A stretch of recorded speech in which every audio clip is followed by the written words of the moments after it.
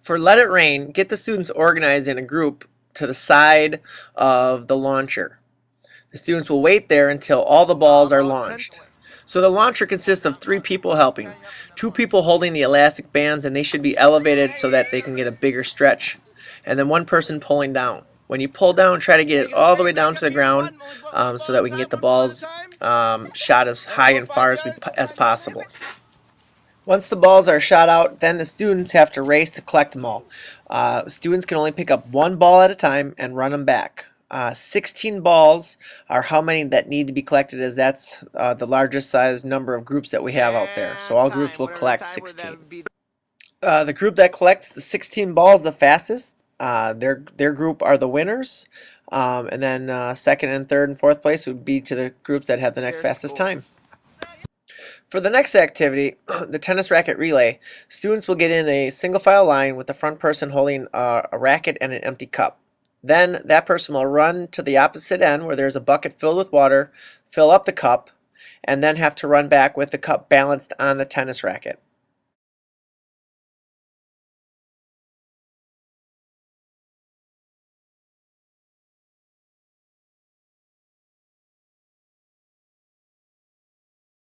When carrying the racket, students can use 1 or 2 hands, but their hands must remain on the handle, not touch up near the racket part.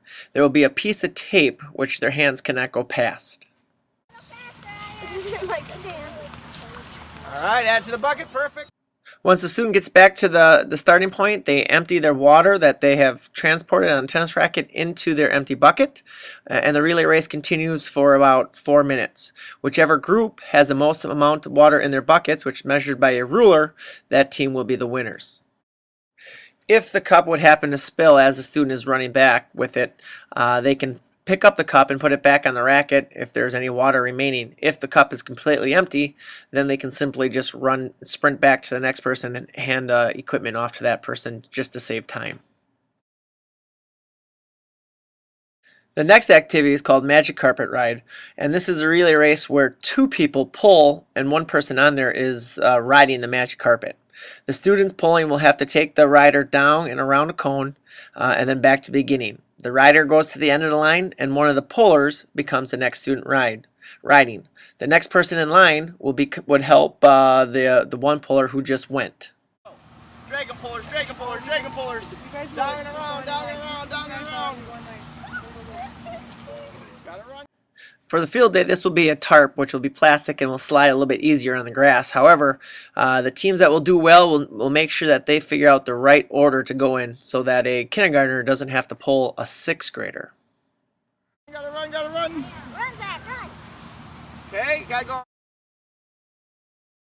The next activity is called Circle Dodgeball, and this will actually be done with the kindergarten through 3rd graders closest to the stage in their own circle, and then the 4th through 6th graders closest to the entry doors with their own circle. One team will go inside the circle, so for example, blue team for the young kids and the old kids will be inside, and then they have to see how many students can remain in the circle for 2 minutes. The rest of the students will be throwing dodgeballs at their legs to try to get them out. If a student is hit below the waist in the legs or feet, then that student exits. At the end of the 2-minute round, how many people are left is that team's score. So if there's 2 kindergartners and 4 older kids, their score would be 6. Each group will have 4 balls to try to get as many of the players inside of the circle out. You may run inside the circle to grab a ball, but you must move back to your starting spot when throwing. There will be dots or cones on the outside that will show you where the circle starts. Inside players are doing their best to avoid the balls, and like I said, using honesty if they are hit in the feet, legs, or below the waist. Any ball rolling, bouncing counts. Students must remain on their feet, and they can use their hands to swat the balls away so they don't touch. And then, like I said, once they are hit, they run out of the circle.